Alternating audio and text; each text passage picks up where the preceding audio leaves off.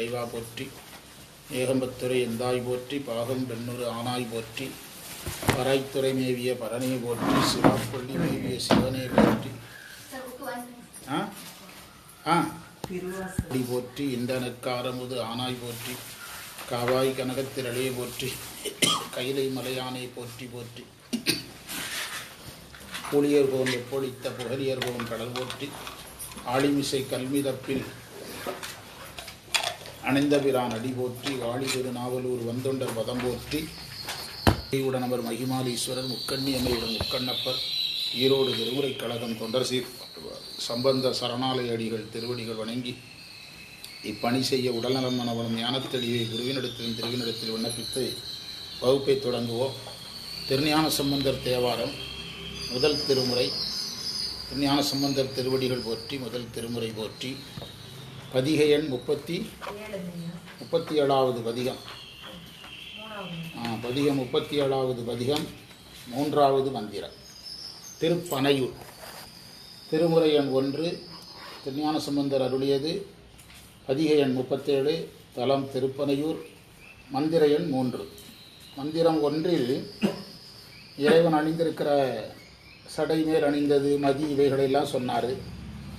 தொண்டர்கள் பலரும் கலந்து நாள்தோறும் வணங்கி மகிழ்கின்ற தலம்னார். அதற்கு அடுத்த மந்திரத்தில் நிறைய செய்திகள், அது தனியாகவே பதிவு பண்ணணும். 2வது மந்திரம் நிறைய செய்தி உள்ள மந்திரம்.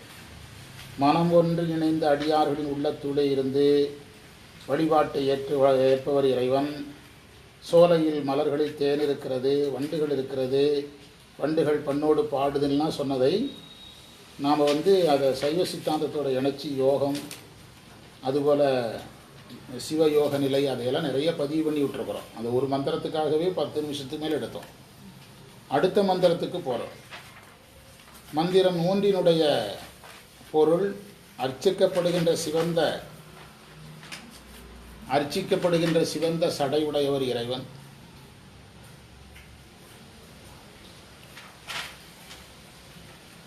அந்த இறைவனின் தலம் திருப்பனையூர்.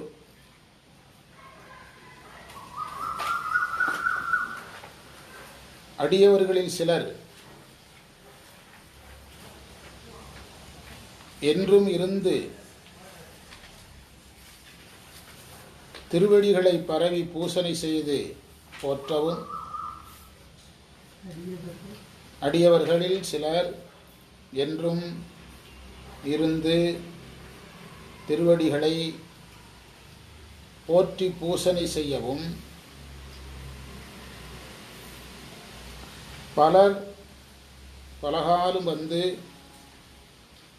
பலர் பலமுறை போற்றுவதும் உடைய தலம் இது.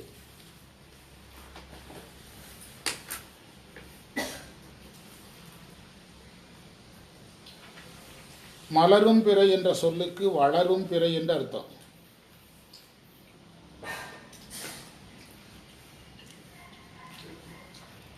ஒரு வித்தியாசமாக பொருள் சொல்லியிருக்காங்க. எரிங்கிற வார்த்தைக்கு அர்ச்சனைன்னு பொருள் கொடுத்துருக்காங்க. மலரும் பிறை, வளரும் பிறை. சிலர் என்ற சொல்லுக்கு அணுக்கத் தொண்டர்களாகிய அடியார்கள். அணுக்கத் தொண்டர்களாகிய அடியார்கள்.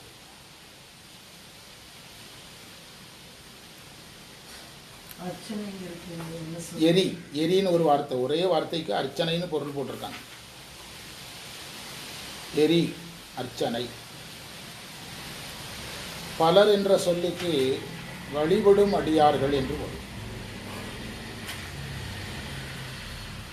வழிபடும் அடியார்கள். அலரும் எரி செஞ்சடை தன்மேல், அதில் உரையில் எழுதியிருக்கிறீங்க, அர்ச்சிக்கப்படுகின்ற சிவந்த சடை எரி செஞ்சடை தன்மேல் மலும் மலரும் பிறையென்று உடையானூர். சிலர் என்றும் இருந்து அடிவேன பலரும் பரவும் பனையூரே. பொருள் பார்க்கலாம். அர்ச்சிக்கப்படுகின்ற மலரை சடையில் உடையவன்.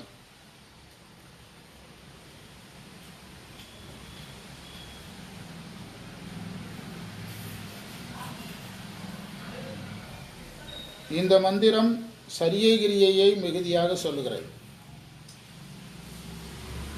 மந்திரம் 2 யோகம், மந்திரம் 3 சரியை கிரியை. திருமுறையில் உங்களுக்கு சித்தாந்த மாதிரி வரிசையாக வராது. அதனால தான் திருமுறையை அவங்க விளக்க எல்லாருமே பயப்படுறாங்க. திருமுறை நம்ம அதுக்கு திருமுறைக்கும் சித்தாந்தத்துக்கும் டெஃபனிஷனே நான் சொல்லியிருக்கிறேன். திருமுறைங்கிறது திடீர்னு பெய்கிற மழை. அது நம்ம வானிலை அறிக்கையில் இத்தனை சென்டிமீட்டர் பெய்யுன்னு சொல்கிறான். கரெக்டாக அவன் சொன்னதோட நின்றுட்டுதா? கூடவும் பெய்யாமலே போயிடும். 2-3 நாள் மழை பெஞ்சிக்கிட்டே இருக்கும். வானிலை அறிக்கையில் இந்த வாரம் முழுவதும் மழை உண்டும்பா. முதல் 3 நாள் லீவ் விட மாட்டானுங்க அரசில். 4வது நாள் லீவ் விடுவான், மழை வராது.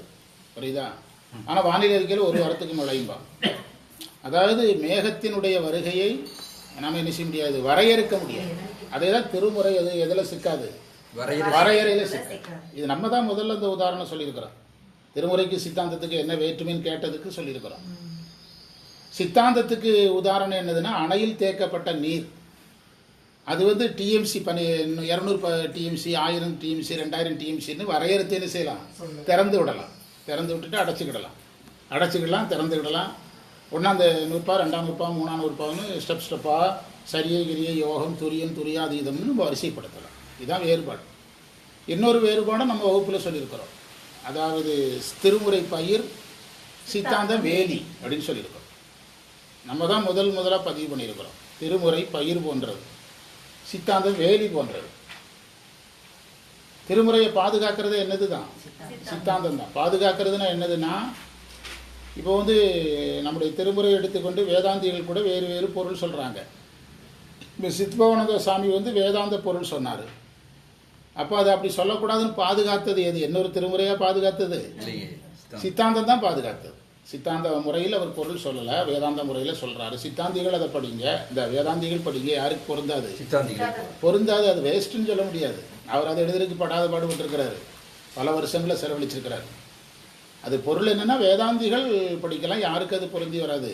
சித்தாந்திகளுக்கு பொருந்தி வராது. டெய்லி குளிக்கணுங்கிறது நம்ம ஊருக்கு பொருந்தும், காசிக்கு பொருந்துமா? காஷ்மீர்காரனுக்கு பொருந்துமா? அவனை குளிர் செத்துருவான் பிறகு, குளிர் தாங்க முடியாமல். அவன் குளிக்கலனாலும் தவறு கிடையாது. என்ன சொல்கிறீங்க? குளிச்சுட்டு ஃபீவர் சாகிறதுக்கு குளிக்காமல் இருக்கிறது பரவாயில்ல. நான் காலேஜில் படிக்கும்போது என்எஸ்எஸ் கேம்ப் போவோம். தென்னிந்தியா முழுவதுக்கும் ஒரே இடத்துல கேம்ப் போடுவான். தென்னிந்தியா முழுவதுக்கும் ஒரே இடத்துல, ஆந்திரா, கர்நாடகா, கேரளா. அதில் தமிழ்நாட்டுக்காரங்களும் நாங்கள் தான் டெய்லி குளிப்போம். கர்நாடகாக்காரங்க, ஆந்திராக்காரங்களாம் குளிக்கவே மாட்டாங்க. அந்த பசங்களும் குளிக்க மாட்டாங்க. பிறகு உணவு பரிமாறுறதுலாம் லெஃப்ட் ஹேண்டை வச்சு தான் பரிமாறுவாங்க பெரும்பாலும். பூரியெல்லாம் அப்படி இடது வச்சு தூக்கி வீசுவாங்க. அப்போ அந்த கல்ச்சர் மாறுது, எல்லாமே என்ன செய்கிறது? மாறுகிறது. பழக்க வழக்கங்கள் மாறுகிறது. எல்லா பழக்கங்களும் எல்லாருக்கும் என்ன செய்யாது? எல்லா பழக்கங்களும் எல்லாருக்கும் பொருந்தாது. அதை அப்போ சித்தாந்தத்தை நம்ம ஒவ்வொருத்தரும் ஒவ்வொரு மாதிரி பார்க்கலாம். நம்ம பார்க்க வேண்டிய பார்வைன்னு ஒன்று இருக்குல்ல. நமக்கு பார்க்க வேண்டிய பார்வை என்ன பார்வை? வேதாந்த பார்வையா, சித்தாந்த பார்வையா? அதுதான் பயிரை பாதுகாக்குதுன்னு சொல்கிறோம். புரியுதா? பயிரை பாதுகாக்குதுன்னு சொல்கிறோம். நீங்கள் நீங்கள் சங்கற்ப நிராகரணம் எடுத்து படிச்சிங்கன்னா, கடைசியில் போக போக பிற சமயவாதிகள் தங்கள் கருத்தை நிறுவுவதற்கு திருமுறையே எடுப்பாங்க கையில். நீங்கள் புக் எடுத்து வீட்டில் போய் பாருங்கள், ஆதீன புஸ்தகம். நம்ம திருமுறையை எடுத்து யாரை மறுப்பாங்க? நம்மளை மறுப்பாங்க. ஒருத்தர் கேட்குற, ஒரு தத்துவாதி கேட்குறான், நீங்கள் ஏன் சுந்தரர் முதலை உண்டை பாலனை மீட்கலையா, அதை ஏன் நம்ம படைத்தல்னு சொல்லக்கூடாது அப்படின்னு கேட்குறான். பெரிய புராணத்தை எடுத்து வச்சு நம்மளையே கேட்குறான். அப்போ ஆன்மாக்களை என்ன செய்யலாங்கிறத நீ ஒத்துக்கிடணும். ஆன்மாக்கள் படைக்குங்கிறதையும் ஒத்துக்கிட மாட்டேங்கிற. சுந்தரர் முதலை உண்டை பாலனை படைக்கலையா? அப்போ சைவ சித்தாந்தத்தில் என்ன பதில் சொல்ல? படைத்தாருப்பா, திருமுறை பாடி தானே படைச்சாரு. அவர் கடவுள்லாம் என்ன பாடியிருக்கக்கூடாது? திருமுறை பாடியிருக்கக்கூடாது. சிவபெருமான் ஒவ்வொன்றுக்கும் ஒரு பாட்டு பாடிக்கிட்டா இருக்கிறாரு அப்படின்னு அந்த சங்கற்ப நிராகரணத்தில் மறுக்கிறாங்க. புரியுதா உங்களுக்கு? சென்று அணுவாய் தேய்ந்து ஒன்றாங்கிற திருவாசகத்துக்கு வேதாந்த பொருள் சொல்கிறாங்க. ஆன்மாவினுடைய பயணத்தில் ஒரு கட்டத்தில் வேதாந்தப்படி என்ன இல்லாமல் போயிடும்? பிரம்மத்திலிருந்து தோன்றிய ஆன்மா பிரம்மத்திலேயே கலந்துரும். யார் பொருள்? அந்த திருவாசகத்தை அவங்க சொல்கிறாங்க. சென்று அணுவாய் தேய்ந்து ஒன்றாம்னு உங்கள் மாணிக்கவாசகர் சொல்கிறாருன்னு கேட்குறான் நம்மகிட்டயே. அது அந்த பொருள் கிடையாது, அதுக்கு பொருள் வேற. சென்று அணுவாய் தேய்ந்து ஒன்றாம்னா நமச்சிவாய சொல்லிகிட்டு இருந்தோம். அது சிவாய நமவா மாறிச்சு, சிவை என்று மாறிச்சு, சிவை என்று மாறிச்சு, சி என்று மாறிச்சுன்னு பொருள் எடுக்கணுங்கிறாரு சிவஞான முனிவர். அதுதான் சென்றணுவாய் தேய்ந்து தேய்ந்து ஒன்றாம் அப்படின்னு பொருள் எடுக்கணும் அப்படின்னு சிவஞான முனிவர் அதுக்கு பொருள் சொல்கிறார். இப்போ புரிஞ்சிட்டவங்களுக்கு. அப்போ திருமுறை திருமுறைக்கு வேலி சித்தாந்தம், திருமுறை பயிர், இதெல்லாம் எந்த புத்தகத்திலிருந்து கேட்கக்கூடாது. அப்படி கேட்டுட்டு இருந்ததுனால தான் நம்ம சித்தாந்தத்தையும் திருமுறையும் கொண்டு சேர்க்க முடியல. பிற சமயத்தவர்கள் அவங்களும் அதே மாதிரி மறுப்பாங்கங்கிறீங்களா? மறுப்பாங்க. மறுத்தாதானே அவனுடைய சமயத்தை காட்ட முடியும். இப்போ மறுத்தாதான் அவன் பிற சமயவாதி. இப்போ அரசியல் எடுத்துடுங்களேன். அரசியலில் நாங்கள் கொள்கை கூட்டணின்னு சொல்கிறாங்க.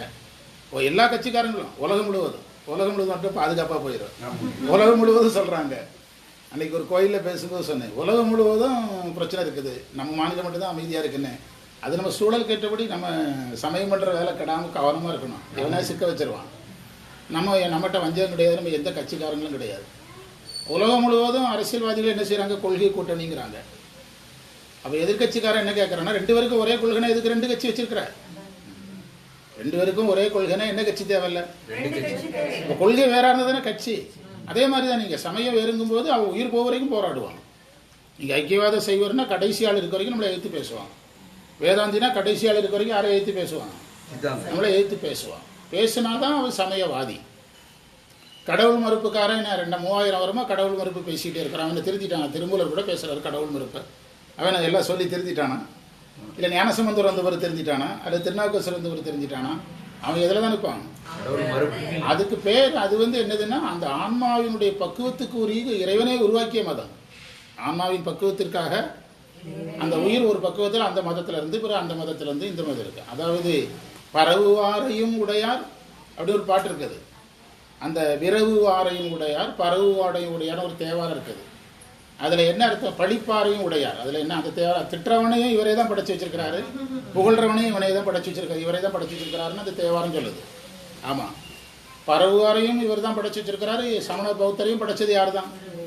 ஆமாம், இவர் தான் வச்சிருக்கிறார் அப்படின்னு சொல்லுகிறது. அப்போது நீங்கள் கேள்விக்காக பதில் சொல்கிறேன். நம்ம ராமையர் மண்டபத்துக்கு இந்த சாமி பேச வர்றார், வேலுக்குடி சாமி.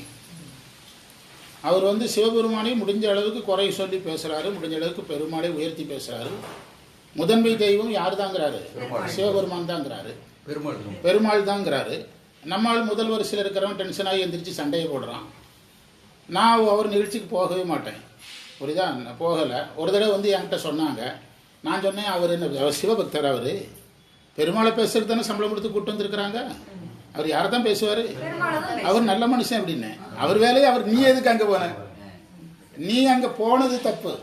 அதே நாளில் நீ இன்னொரு மண்டபத்தை பிடிச்சி நீ சிவபெருமானை புகழ்ந்துட்டு இருக்கணும். பெருமாள் பேச வந்தவர் பெருமாளை தான் பேசுவார். நீ போனது தப்பு, அவர் மேலே தப்பு கிடையாது.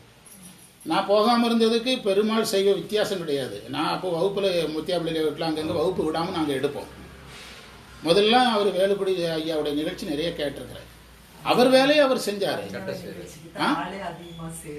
எது? அதுதான் நிறைய வருவாங்க. அதுதான் வருவாங்க. அது அவங்கள பாராட்டணும், வராத சைவர்களை திட்டணும். இவங்க அவங்கள திட்டுறது. நீங்கள் அதுக்கு வர்றீங்க இங்கே வரலன்னு திட்டுவாங்க. நான் சொல்லுவேன், அப்படி சொல்லாத. நம்மாளியா வரல, அதை சொல்லு. நம்மாளியா வராமல் இருக்கான், அதை சொல்லு. முதல்ல அவங்க கூட சேர்ந்து நீ ஏன் வேலை செய்கிற? புரியுது? ஆமாம், அப்படிதான் நான் முதல்ல கேட்டேன். அதெல்லாம் நீங்கள் போராடி சைவம் பண்ணணுங்க. அதெல்லாம் ஒரு காலம். இப்போ நம்ம ஒவ்வொரு இடத்துலையும் போனால், இப்போ நம்ம சாமிக்கிட்ட போனோம், சாமியில் நம்மளை எவ்வளோ அன்பாக வரவேற்று நம்மளை கையாளுறாரு. ஆனால் 5 வருஷம் 10 வருஷம் நமக்குலாம் இந்த நிலைமை கிடையாது. நம்மளை யாருன்னு கேட்குறதுக்கு உள்ளூரில் ஆள் கிடையாது. இன்றைக்கி நம்முடைய குருகுலம் பலரும் தேடுற இடத்துக்கு என்ன செஞ்சுருக்குது, வந்திருக்குது. இப்போ தேவாரம் டாக்டர்கிட்ட காலையில் பேசுகிறேன், தேதியே பார்த்துட்டேன், சோமவாரப்பட்டி வந்துடுவேங்கிறார். இப்போ ஆமாம், அங்கே அடுத்த மாதம் வழக்கம் போல் திருவாசகம் நடக்கும். அதுக்கு அடுத்த மாதம் 3வது சனியில் திருவாசகம் இருக்காது. திருவாசகம் எங்கே போயிடும்? 5வது ஞாயிறுலேயே திருவாசகமும் நடந்துடும், தேவாரமும் நடத்தும். டார்கெட் ஒரு கேம்ப் அடித்தா மினிமம் டார்கெட்டு 20 பதிகம், மேக்ஸிமம் 25 பதிகம். இங்கே 18 முடித்தோம். 18 பதிகம் இங்கே பண்ணோம். 2 பதிகம் தான் கேப். டார்கெட்டை நெருங்கிட்டோம். கடைசியில் எப்படி தட்டி எடுத்தோம்? நீங்களாம் நினச்சிருப்பீங்க, போகிற பக்கம் பார்த்தா 10 பதிகம் கூட போயிடாருன்னு நினச்சிருப்பீங்க. இல்லை, எத்தனை வருஷம் இந்த தொழிலில் நாங்கள் இருந்திருக்கிறோம். கடைசி 1 மணி நேரத்தில் தட்டி தூக்கிட்டோமல்ல. கூட கொஞ்ச நேரம் ஆனால் இது பண்ணியிருக்கலாம். ஆனால் நம்ம எதிலே அவசரப்படுறதுக்கு என்ன இருக்குன்னு சொல்லி தான் விட்டோம். மிக பிரம்மாண்டமான வெற்றி. வார்த்தைகள் கிடையாது அதுக்கு. எல்லாம் இறைவன் நடத்துனது, குருவரும் நடத்துனது. என்ன சொல்றீங்க? மிகப்பெரிய வெற்றி. இனி பாருங்க, நமக்கு இது இன்னும் வரவேற்பு நிறைய வரும். ப்ளஸ் பாயிண்ட் என்னன்னா, நம்மகிட்ட இருக்கிற பொறுமை. அந்த சாமி சொல்றாரு எவ்வளவு பொறுமையா இருக்கிறாங்க, எவ்வளவு நிதானமா இருக்கிறாங்க. அவர் ஆச்சரியப்படுறாரு. கடைசியில் எல்லாம் முடிச்சுட்டு எல்லாம் சிவகுமார்லாம் 1 மணி நேரத்துக்கு முந்தையே அந்த பாத்திரம் இதெல்லாம் ஒதுக்கி கொடுக்குற வேலையை தொடங்கிட்டார். அவர் எல்லாம் சுத்தம் பண்ணி கொடுத்து ஜம்காலை வச்சு கூட்டி சுத்தம் பண்ணிட்டு தான் வந்தோம். அப்படி நம்ம பொறுப்பாக இருங்க. நான் உட்காந்துட்டேன், சுத்தம் பண்ணால் தான் நான் வருவேன்ட்டேன். ஆமாம், அதுபோல் நம்ம அடியார்களெல்லாம் எல்லாம் சுத்தம் பண்ணாங்க. எதுக்கு சொல்கிறோம்? அப்போது அந்த நம்முடைய நிகழ்ச்சி இனி ஒரு கட்டத்தில் நமக்கு முதல்ல மிகப்பெரிய தடைகளில் தான் நம்ம இருந்தோம். இன்றைக்கி அதெல்லாம் என்ன செஞ்சுருக்குது, நீங்கி வெளியே நிறைய நம்ம வாங்கக்கூடாது. 50 கிலோமீட்டர் ரேடியேஷனுக்குள்ளே வச்சுக்கணும். 50 ரேடியேஷன் நமக்கு பாதுகாப்பு. ஏன்னா போக்குவரத்து ஈஸி. அவங்க கூப்பிட்டா நம்ம போகலாம், நம்ம கூப்பிட்டா அவங்க என்ன செய்யலாம், வரலாம். அந்த மாதிரி வச்சுக்கணும். அதில் இந்த மந்திரத்தில் சரியை சொல்கிறார். எதற்காக நம்ம இவ்வளோ நேரம் வெளியே போனோம்னா, தேவாரத்தில் நம்ம நினைக்கிற மாதிரி வரிசையாக என்ன செய்யாது, வராது. யோகம் முன்னால் வரும், சரியை பின்னால் வரும். அவங்களுக்கு அந்த நேரத்தில் இறைவன் என்ன உணர்த்தினாரோ அதை அவங்க சொல்லுவாங்க. சித்தாந்தம் அப்படி இல்லை. நீங்கள் ரெண்டுக்குள்ள வித்தியாசத்தை நல்லா உணர்ந்துக்கிடணும். பித்தா பெருசி விடுங்கன்னு எடுத்து கொடுத்தோன்னு பாடின மாதிரி சித்தாந்தத்தை என்ன செய்யலை. எந்த நூலுக்கு யாரும் அடி எடுத்து கொடுக்கல, மறந்துடக்கூடாது. சித்தாந்தத்தில் எந்த நூலுக்கு யாரும் அடி எடுத்து கொடுக்கல. அவங்க உட்கார்ந்து வேதம், ஆகாமம், உபனிஷத்து, திருமுறையெல்லாம் எடுத்து வச்சு ஆராய்ச்சி பண்ணி அவங்க அதை என்ன செய்கிறாங்க, ப்ளூ பிரிண்ட் போட்டு அதுக்கு ரெண்டு செய்கிறாங்க, எழுதுகிறாங்க. ப்ளூ பிரிண்ட் போட்டு கட்டின வீடு சித்தாந்தம். இது அப்படி கிடையாது. வீட்டை கட்டிட்டு தான் எதை போட்டிருக்காங்க, ப்ளூ பிரிண்டே போட்டிருக்கோம். வீட்டை கட்டி முடிச்ச பிறகு தான் 9ஆம் திருமுறை 10ஆம் திருமுறைன்னு வகுத்துருக்கிறோம். தெரியாது. வீட்டை கட்டியாச்சு, கட்டின பிறகு தான் பிளானே. அது பிறகு தான் பிளானே வரைஞ்சிருக்கிறாங்க. இந்த வித்தியாசம் தெரிஞ்சதுனா தான் நீங்கள் ரெண்டுக்குள்ளேயும் போக முடியும். நம்ம திருக்கூட்டத்துக்கு என்ன வெற்றினா, சித்தாந்தத்துக்குள் போகிறவங்க திருமுறைகளை போகிற திணறாங்க, திருமுறைகளை போகிறவங்க சித்தாந்தத்தில் போக திணறாங்க. நம்ம திருக்கூட்டம் ரெண்டையுமே வலுவாக கையாளுறது காரணம் என்னென்னா, ரெண்டினுடைய பார்வை நமக்கு கரெக்டாக. மனவாசம் கிடந்தார் ஆகமுங்கிற வார்த்தையை திரும்ப திரும்ப பயன்படுத்துகிறாரு. அவர் ஒரு முடிவு பண்ணியிருக்கிறாரு, ஆகமத்தை படிச்சுட்டு நான் எழுதினேங்கிறத சொல்ல வர்றாரு, நான் புதுசாக சொல்லங்கிறது வர்றாரு. ஆனால் திருமுறை அப்படி கிடையாது. கோயில் வாசல் நின்ன உடனே எந்த நூலும் கையில் இல்லாமல் மலை மாதிரி பாடணும், புரியுதா? அதனால் அதில் நீங்கள் நினைக்கிற மாதிரி என்ன செய்ய முடியாது, வரிசை வராது. சித்தாந்திகள் சமமாக தேவாரத்தை கையாள மாட்டாங்க, படுத்துருவாங்க, பஞ்சரான மாதிரி படுத்துருவாங்க. ஆமாம் ஆமாம் ஆமாம், அப்படி அவங்களுமே சித்தாந்தத்தை உள்ள இணைச்சி உள்ள போகிறதுக்கு போனாங்கன்னா அது மிகப்பெரிய வெற்றி. நம்ம ஆடியன்ஸை பற்றி பயப்படல. இப்போ நம்ம ஆடியன்ஸ் எழுந்திரிச்சு போனால் பரவாயில்லன்னு சித்தாந்தம் பேசுகிறோம். எத்தனை பேர் எழுந்திரிச்சு போயிட்டாங்க, ஒருத்தர் போக மாட்டாங்க. நம்மளுடைய ஆன்மாவில் அந்த பலன் என்ன செய்யும், பயம் வலு இருக்கணும், பயம் இருக்கக்கூடாது. அதனால இந்த மந்திரம் இறைவனுக்கு அர்ச்சனையை பற்றி பேசுகிறது. அடியவர்களில் சிலர், இந்த மந்திரம் ஒரு வித்தியாசமான மந்திரம். அடியவர்களில் சிலர், அடியவர்களில் பலர்னு 2 பிரிவு வைக்கிறார். அந்த சிலருங்கிறவங்க அணுக்க தொண்டர்கள், 30 திருமேனி தீண்டுவார் போன்றவர்கள், அணுக்க தொண்டர்கள். அலரும் எரிசெஞ்சடைதன் மேல் மலரும் பிறையொன்றுடையானோர் சிலர் என்றும் இருந்து அடிவேன, பலரும் பரவும். 2க்கு வித்தியாசம் புரிஞ்சுக்கணும். அந்த 2 வரிக்கு ஒரு நாள் பேசலை. சிலர் என்றும் இருந்து அடிவேன. சிலர் என்ன பண்ணுறாங்கன்னா, என்னைக்கும் அங்கே இருந்து இறைவனுடைய திருவடியை வணங்குறாங்க. அவர்களை என்ன தொண்டராக பார்க்கிறோம், அணுக்க தொண்டர்களாக பார்க்கிறோம். நாம சிவனடியார்களை எப்படி பிரிக்கிறோம், சித்தாந்திகள்ங்கிறோம், திருமுறை படிக்கிறவங்கிறோம், பிரதோஷ வழிபாட்டுக்காரங்கிறோம், பிரதோஷ வழிபாட்டு மன்றம். என்னைக்கு மட்டும்தான் வழிபாடு செய்வாங்க, அதுக்கு அடுத்த நாள் அவனை பார்க்க முடியாது. அவங்கெல்லாம் சிலரில் வந்துடுவாங்க. ஆமாம், அவர் வாயாலே சொல்கிறார், சாமி வாயாலே சொல்ற, வந்தாங்க போனாங்க, ஆனால் நீங்களாம் எவ்வளோ பொறுமையாக இருக்கிறீங்க அப்படின்னு ஆச்சரியப்படுறார். அப்போது அந்த சிலர் என்பவர், இப்போ நம்ம இவ்வளோ மழை பெஞ்சுது இருந்தாலும் வகுப்புக்கு போகணும்னு சொல்லி தானே எல்லாருமே வர்றோம். இவன் வரும்போது நான் மழையை நனைஞ்சு தான் வந்துட்டு இருந்தேன். ஆனால் மழையில் நம்ம வேலையை பார்க்கணும் தானே வர்றோம். நம்மெல்லாம் சிலரில் சேர மாட்டோம். நம்ம சிலரில் சேர்ந்துருவோம். எதில் சேர மாட்டோம், பலர் கிடையாது. ஏதோ ஜோசியர் சொன்ன பரிகாரத்துக்கு வந்தவர்கள் கிடையாது. ஏதோ ஒரு நாள் திருவிழாவுக்கு சாமியை பார்க்க வந்தவங்க கிடையாது. நாமெல்லாம் யார், அணுக்க தொண்டர்கள் இறைவனுக்கு. அவர் ஒத்துக்கலன்னா போயிட்டு போகிறார். அதனால நமக்கு என்ன, நம்ம சொல்லிடலாம். என்ன சொல்கிறீங்க, அவர் எவ்வளோ ஒத்துக்கிட்டோம், அவர் எவ்வளோ வேலை வாங்குவார்னு அவருக்கு தான் தெரியும். அதுக்கெல்லாம் நம்ம பொறுப்பு கிடையாது. நாங்கள் பாஸ் மார்க் எடுக்கிறவங்க, அதனால நாங்கள் யாரு தான் அணுக்கத்தோம். அவருக்கு 100 மார்க், அது அவர் விருப்பம், அது எங்களுக்கு தேவை கிடையாது. ஆமா ஆமா அவ்வளோதான். ஆமா அதனால நம்மள, அதாவது இப்போ நீங்கள் அறிவாள் தாய நாயனார் கோயிலுக்கு வர்றாரு, பிரசாதம் கொண்டு வர முடியல, தன் உயிரை மாய்த்து கொள்ள முயற்சி பண்ணுறாரு, அவரெல்லாம் சிலரில் வந்துடுவார். நாயன்மார்கள் எல்லாரும் சிலரில் வந்துடுவாங்க.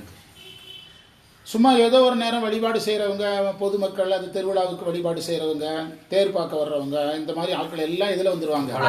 அது எவ்வளோ அழகாக பிரிச்சிருக்கார் பாருங்க. அடியார் தொழ சிலர் என்றும் இருந்து அடிவேண. என்ன அழகான வார்த்தை, இருந்து அடிவேணுங்கிற வார்த்தை. அந்த இருந்துங்கிறது சாதனத்தில் இருந்துங்கிற பொருள் தரும். சாதனத்தில் இருந்துன்னு அர்த்தம். கற்க கடசட கற்பவை கற்றவை நிற்க, அந்த கடைப்பிடித்தல் தான் இருந்து. விரதத்தில் இருந்து, நோன்பில் இருந்து சொல்றீங்கல்ல, நெறியில் இருந்து. இருந்துனாலே ஞான குறியீடு. கல்லாலின் புடை அமர்ந்து. மாணிக்கவாசகர் குரு சந்தமா 3 மந்திரம் பாடுறாரு 12வது 13வது பதிகத்தில். அதுலலாம் அந்த இருந்துங்கிற வார்த்தையை பயன்படுத்துறாரு. இருந்துங்கிறதே ஞானத்துக்கான ஒரு குறியீடாக மாறிடும். இருந்து காட்டி, இருந்து காட்டி. அதே தான் அந்த சிலர் என்றும் இருந்து என்பது முந்தைய மந்திரத்தோட தொடர்புடையவர்கள். அவர்களை சிவயோகத்திலிருந்து ஞானம் வரைக்கும் நகர்த்தலாம். அடி பேணன்னு சொல்லிட்டார் பார்த்தீங்களா, திருவடியை பேண்டுறாங்க. அடியை வழிபாடு செய்கிறார்களுங்கும் போது அவர்கள் யோகம் கடந்த ஞான நிலைக்காரர்கள். யோகம் கடந்த ஞான நிலை. இறைவன் திருமுடியில மலர்னாரு, அது சரீகிரியை குறியீடு. சிலர் என்றது ஞான நிலையில் இருப்பவர்கள், பலர் என்பது சரீகிரியில் இருப்பவர்கள். அப்படின்னு பிரிக்கணும்.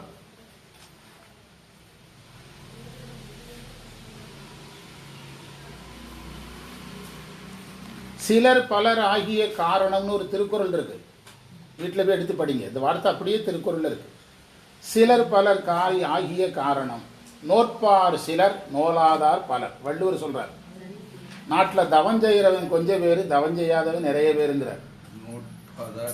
நோற்பார் சிலர் நோலார் பலர். அந்த கருத்தை சொல்லியிருக்கிறார். திருக்குறள் எப்படி தொடங்குது? சிலர் பலர் ஆகிய காரணம் அப்படின்னு ஒரு திருக்குறள் இதில் இணைச்சிங்கன்னா, பரிமேலழகரை படிச்சிங்கன்னா ஞானசம்பந்தர் என்ன சொல்கிறாருன்னு தெரிஞ்சிடும். தாராபுரத்தில் 2 திருக்குறளாவது பரிமேலழகர் உரையிலிருந்து நடத்துங்கன்னு கேட்குறாங்க. அடுத்த மாதத்துலேருந்து தாராபுரம் திருவாசக வகுப்பில் கேட்குறாங்க. ஏன்னா சைவர்களிடத்தில் அறம் குறைவாக இருக்குன்னு சொல்லிட்டு இருந்தேன். அப்போ அவங்களா கேட்டாங்க. வைணவர்கள் ராமாயணம் படிக்கிறாங்க, அறம் வருது. பாரதம் படிக்கிறாங்க, அறம் வருது. நம்ம திருக்குறள் படித்தா அறம் வரும். நம்ம திருக்குறள் படிக்கிறது இல்லையா? நம்ம எடுத்த உடனே சிவன்கிற ஞாபகம் வந்தோடனே, சிவன்கிற வார்த்தை சொல்ல வந்த உடனே நமச்சிவாய வாழ்க நாதந்தாள் வாழ்கன்னு ஆரம்பிச்சிடுறோம். முதல் 7 திருமுறை என்ன செய்யாது, தெரியாது. அதுக்கு பிறகு இருக்கிற திருமுறையும் தெரியாது. 13ஆம் திருமுறை தெரியும், எது தெரியாது? 12ஆம் திருமுறை தெரியாது. புரியுதா? அதனால தான் நம்ம தோற்கிறோம். ஒரு திருக்குறள் நம்ம படிக்கிறது கிடையாது. இல்லை பெரிய புராணம் படிக்கிறோம்லான்னு கேட்குறாங்க. பெரிய புராணம் ஞான நூல், அறநூல் கிடையாது. பெரிய புராணம் படிக்கிறத அறங்கிறாங்க. அது ராமாயணம் பாரதம் மாதிரி என்ன நூல் கிடையாது. நான் மகாபாரதம் பேசும்போது சொன்னேன், மகாபாரதம் முடிகிற இடத்துல சைவம் தோன்றுகிறதுன்னு சொன்னேன். புரியுதா? ஆமாம், அது அறநூல். பெரிய புராணம் அறநூல் கிடையாது, அருள் நூல். அருள் நூலையும் கடந்த வீடு வேற்று நூல். 12ஆம் நூற்பாவுக்குரிய ஒரு நூல் எப்படி இருக்கும்?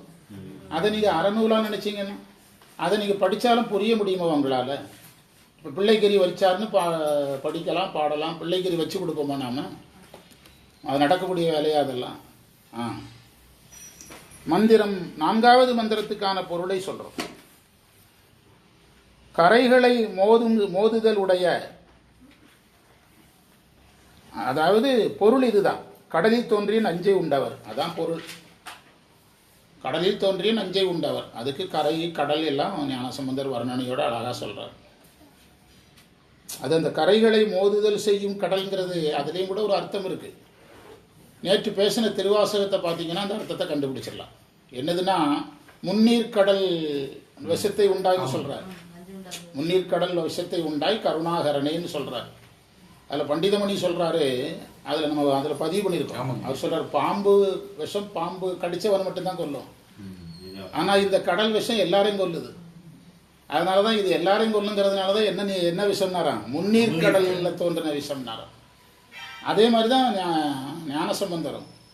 கடலில் கூட நிறைய வகை இருக்குது. அமைதியான கடல், ஆழமான கடல்.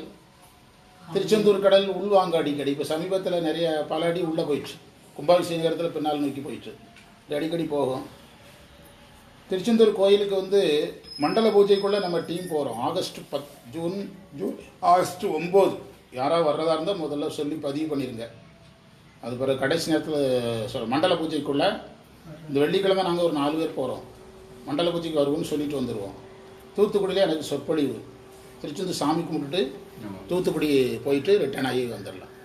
வர்றதா இருந்தால் முதல்ல சொல்லிடுங்க. சொல்ல சொன்னார் ரங்கநாதன் சார். சனிக்கிழமை நம்ம சித்தாந்த வகுப்பு அன்றைக்கு அது நம்ம என்ன செய்யறதுன்னு வேறு மாதிரி பிளான் பண்ணலாம். மாதம் இருக்குல்ல, இன்னும் ஒரு இடையில ஒரு மாதம் இருக்குல்ல. ஆமாம், இடையில ஒரு நாள் இருக்குதுல்ல நமக்கு. ஆமாம், எல்லாமே வரும். அடுத்த மாதம் வர்ற மாதம் அடுத்த மாதம். அதாவது நான் மறந்துடுவேன், அதுக்காக சொல்கிறேன். நீங்களும் என்ன செய்ய மாட்டீங்க, கேட்க மாட்டீங்க. அதனால தான் நான் அந்த ஞாபகம் வர்ற நேரம் சொல்லிடுறது.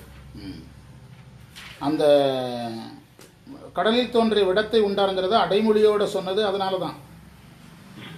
திருநீறு பூசியவர் பாருங்க, கரெக்டாக வந்துடுச்சு.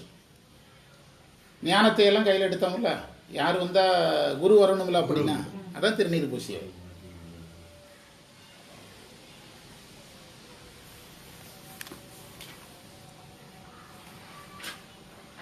அடியார்கள் தொழுகின்ற தலம்,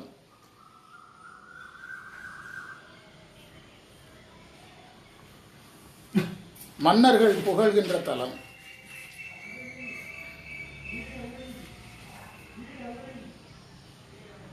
உலகில் வாழும் பிற மக்கள் பணியும் தலம்,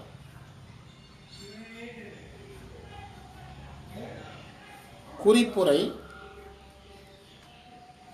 இடியார் கடல், கரைகளை மோதுகின்ற கடல். எது? அதாவது அடியவர்கள் தொழுகின்ற தலம், மன்னர் புகழ்கின்ற தலம், பிற மக்கள் பணிகின்ற தலம். இடியார் கடல், கரைகளை மோதுகின்ற கடல். பொடி திருநீர், படி படியார் பூமியில் உள்ள மக்கள். ஒரு போட்டோ எடுத்து போட்டிருங்க வகுப்பை. ஒரு போட்டோ எடுத்து படி பூமியில் உள்ள மக்கள். மந்திரத்துக்கு பொருள் எழுதலாம். கரையில் மோதுகின்ற கடல்,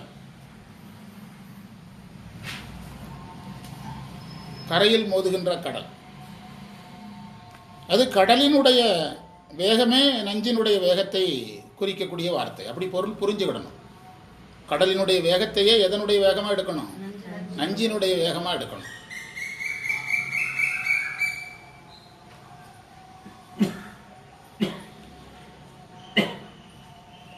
அடுத்தது திருநீறு பூசியவருங்கிறது எதற்கான குறிப்பு? குருங்கிறதுக்கான குறிப்பு. இறைவன் கருணாகரன்கிறத அதில் காட்டினார். கடல் நஞ்சை உண்டவனாகிறான் இறைவன். அந்த பதிவில் நம்ம அழகாக பதிவு பண்ணியிருக்கிறோம்.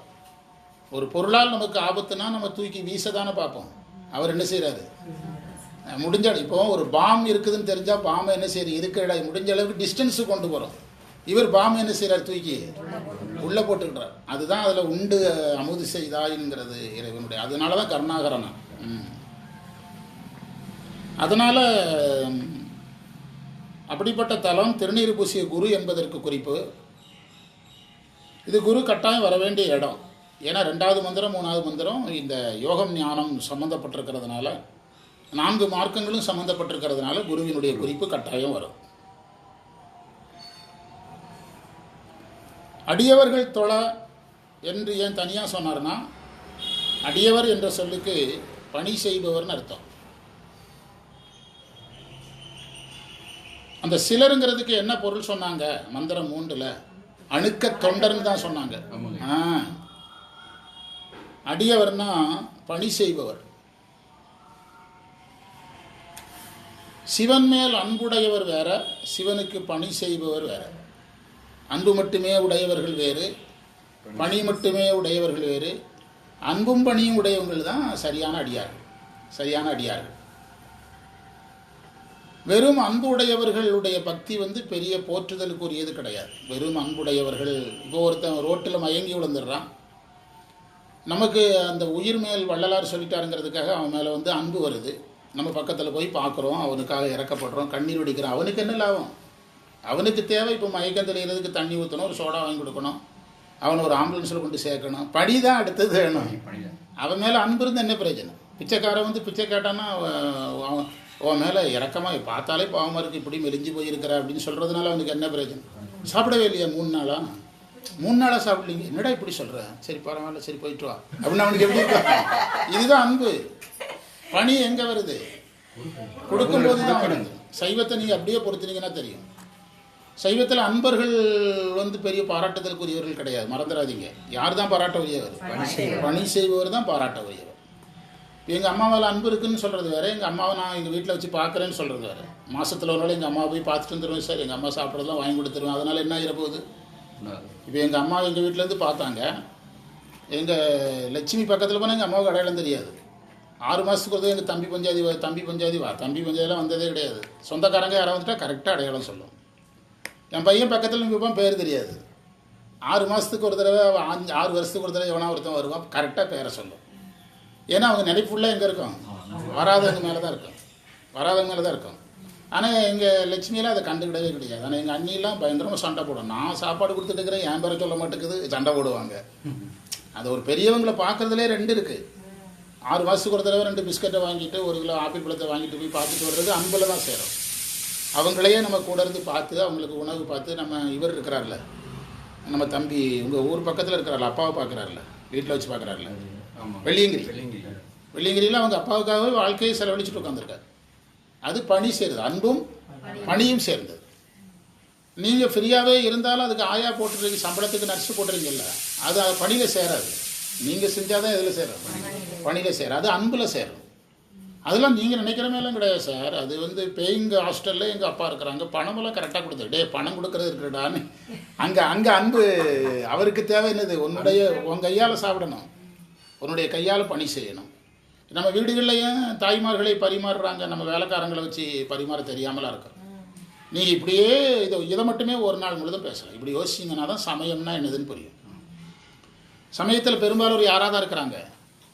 அன்புடையவர்களாக இருக்கிறாங்க. நான் இது விரிவாக பேசியிருக்கிறேன். திருவாசகத்தில் 42வது பதிகத்தில் 9வது மந்திரத்தில் இருக்குது இந்த நான் சொல்கிற வரி. அன்பர் ஆனவர்க்கு அருளி மெய் அடியவர்க்கு இன்பம் தழைத்திடும். 42வது பதிகம் 9வது மந்திரம் சென்னிப்பத்து. அன்பரானவர்க்கு அருளி மெய் அடியவர்க்கு இன்பம் தழைத்திடும். அந்த வரி யாருக்கெல்லாம் புரியலையோ அவங்களுக்கு கண்ணப்ப நாயனார் வரலாறு புரியாது. அந்த வரி புரியாதவர்கள் கண்ணப்ப நாயனார் வரலாறை பேசவே முடியாது. இருக்குதா? அன்பரானவர்க்கு, அதுக்கு முதல்ல பொருள் தெரிஞ்சிடுங்க. அன்புடையவர்களுக்கு அருள் செய்யப்படும், மெய் அடியவர்க்கு இன்பம் செய்யப்படும். புரியுதா உங்களுக்கு?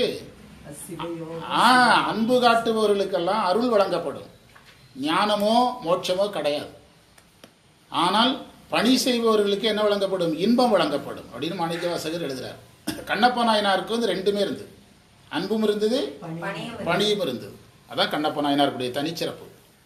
நான் இதை ஏன் இவ்வளோ நேரம் பேசிகிட்டு இருக்கேன்னா, பெரிய பெரிய சைவர்களாக இருப்பாங்க, நீங்கள் ஆச்சரியப்படுவீங்க, பணி செய்ய வர மாட்டாங்க. அவங்களெல்லாம் நீங்கள் எதில் போட்டுறணும்? அன்புடையவர்கள்.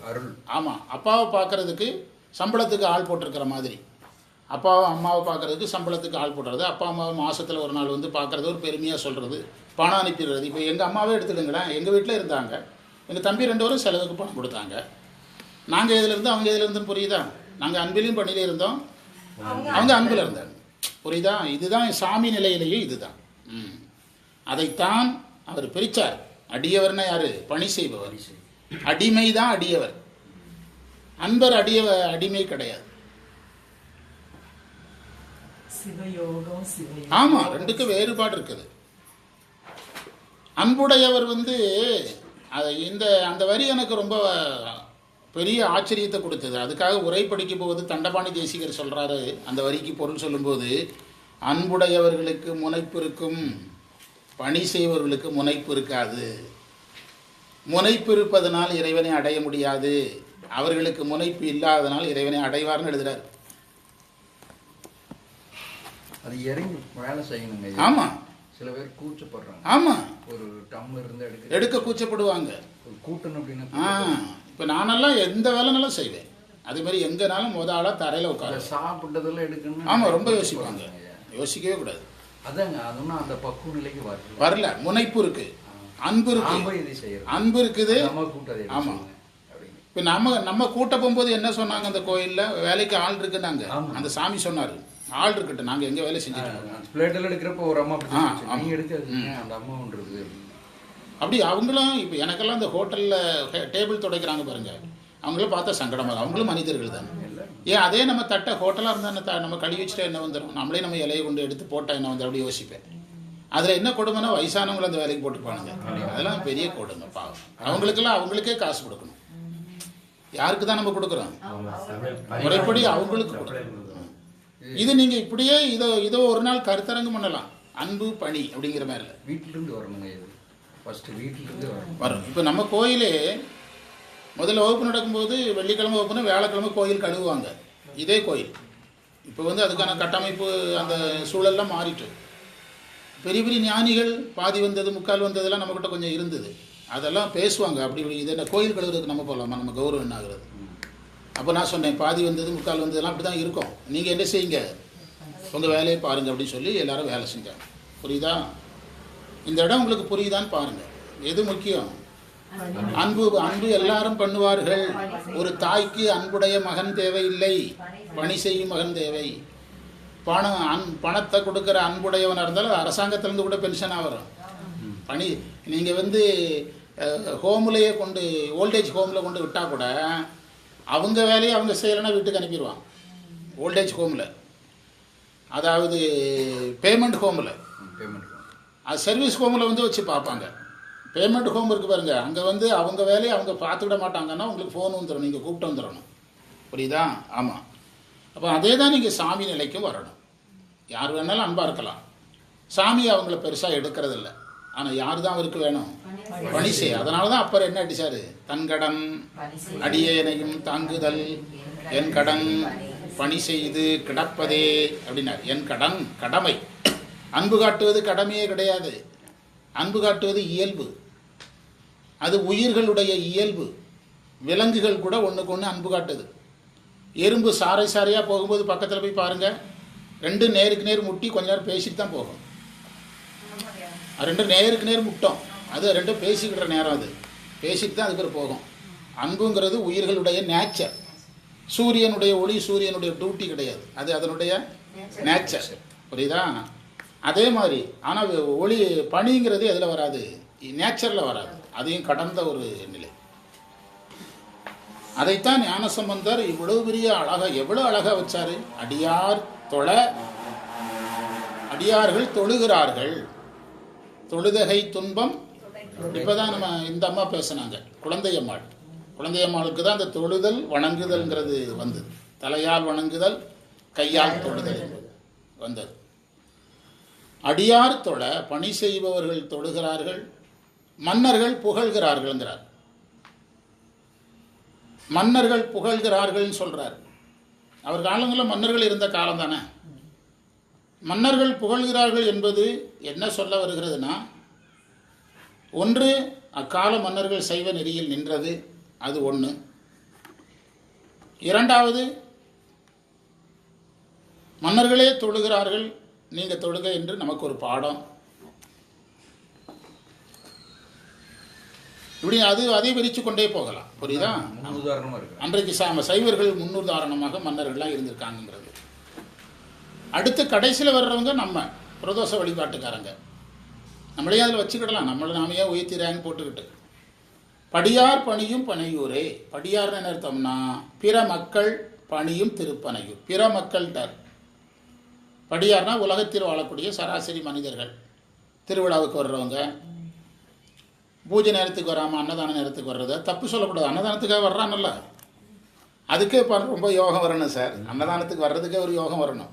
அன்னதானத்துக்கு டைமுக்கு வர்றது, பூஜை நேரத்துக்கு வராமல் பிரதோஷத்துக்கு மட்டும் வர்றது, திருவிழாவுக்கு வர்றது, சாமி உற்சவராக வந்தால் பார்க்கறது, அதுக்கே வர மாட்டாங்க. அதுவே ஒரு ஆரம்ப நிலை தான். அதுக்கே சில பேர் வர மாட்டாங்க. அதுக்கே வரமாட்டாங்க. அதுக்கே சிலர் வரமாட்டாங்க.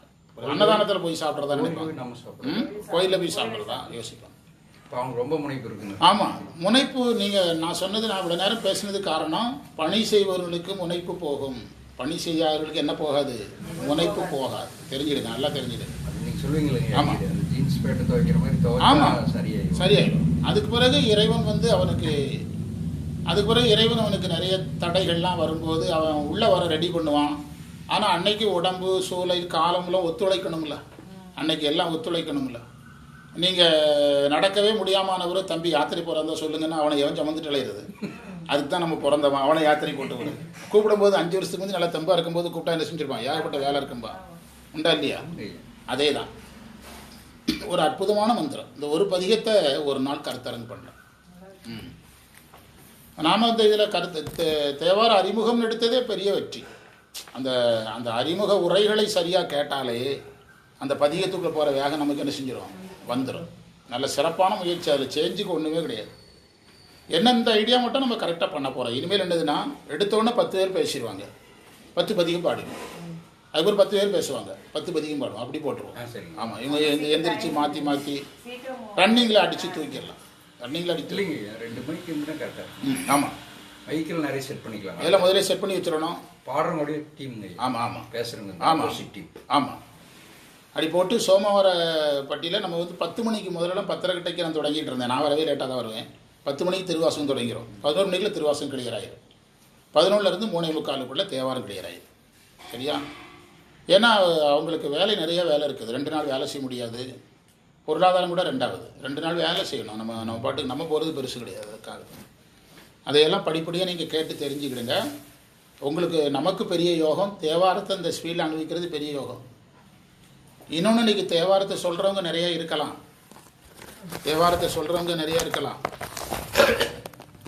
ஆனால் சித்தாந்தம் படிக்கிறவங்க சொல்ல யாருங்க.